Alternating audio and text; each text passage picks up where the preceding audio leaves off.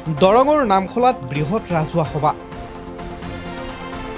নামখলা সহায়ক স্বাস্থ্য কেন্দ্ৰৰ চিকিৎসকক দুৰ্ব্যৱহাৰ কৰা কৰ্মচাৰী শেৱালি ডেকাৰ বিৰুদ্ধে অনুষ্ঠিত হয় এই ৰাজহুৱা সভা।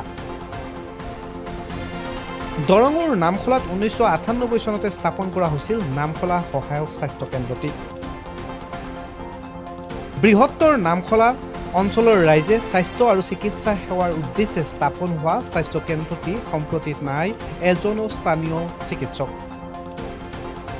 কৰ্মৰত চিকিৎসকগৰাকীৰ কাৰ্যালয়ৰ সহায়িকা শেৱালি ডেকাই চিকিৎসালয়খন পৰিচালনা সমিতিৰ সভাপতি আৰু ৰোগীৰ সন্মুখতে দুৰ্ব্যৱহাৰ কৰা বিষয়টি বহল চৰ্চা লাভ কৰাৰ পাছতেই চিকিৎসকগৰাকীৰ স্বাস্থ্যকেন্দ্ৰ অনুপস্থিত বুলি জানিব পৰা গৈছে, যাৰ বাবে বুধবাৰে সমাজকৰ্মী লীলা হাজৰিকাৰ সভাপতিত্বত এখন ৰাজহুৱা সভা অনুষ্ঠিত হয়।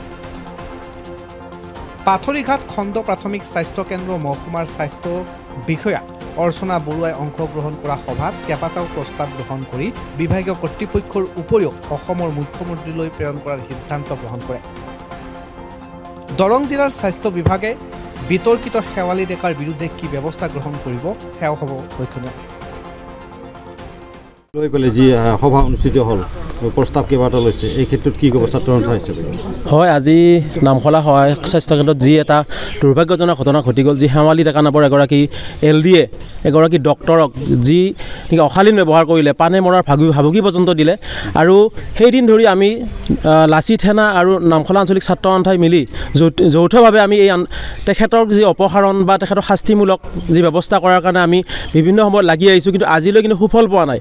আমি জিলা উপায়ুক্ত মহোদয়, জইণ্ট ডাইৰেক্টৰ মহোদয়ক আমি আমাৰ স্মাৰক পত্ৰ প্ৰদান কৰিছিলোঁ, কিন্তু আজিলৈ তেখেতসকলে শেৱালি ডেকাৰ ওপৰত কোনো ব্যৱস্থা ল'ব পৰা নাই। আমি অত্যন্ত লাজ পাইছোঁ যে এগৰাকী চতুৰ্থ বৰ্গৰ কৰ্মচাৰীক এজন জিলা পৰ্যায়ৰ বিষয়াই কি কাৰণে ব্যৱস্থা ল'ব পৰা নাই।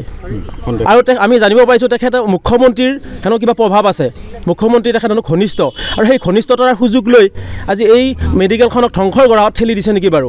আৰু এই মেডিকেলখনে বিভিন্ন সময়ত ডক্টৰৰ সমস্যাত ভুগি আহিছে, বিভিন্ন সময়ত ডক্টৰ ইয়াত থাকিব নিবিচাৰে, এইবিলাক কাৰণতে ডক্টৰ থাকিব নিবিচাৰে। বিভিন্ন সময়ত শেৱালি ডেকাই ডক্টৰ বা লগৰ যিবিলাক সহকৰ্মীক দুৰ্ব্যৱহাৰ কৰা বুলি আমি জানিব পাৰিছোঁ। আৰু ইয়াৰ ওপৰত মিটিং হৈ গৈছে, কিন্তু আজিলৈ কোনো সুফল পোৱা নগ'ল।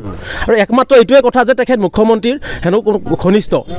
আমি মুখ্যমন্ত্ৰী মহোদয় অনুৰোধ জনাব বিচাৰিছোঁ যে মুখ্যমন্ত্ৰী মহোদয় এনেকুৱা ধৰণৰ কথাবিলাকতো লাগি থাকে নেকি বাৰু?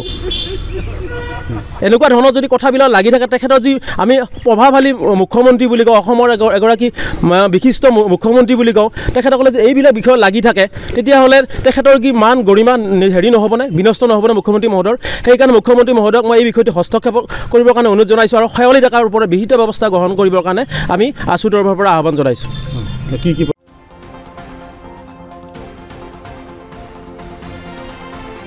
নামখলাৰ পৰা দীপেন ডেকাৰ ৰিপৰ্ট, DB নিউজ।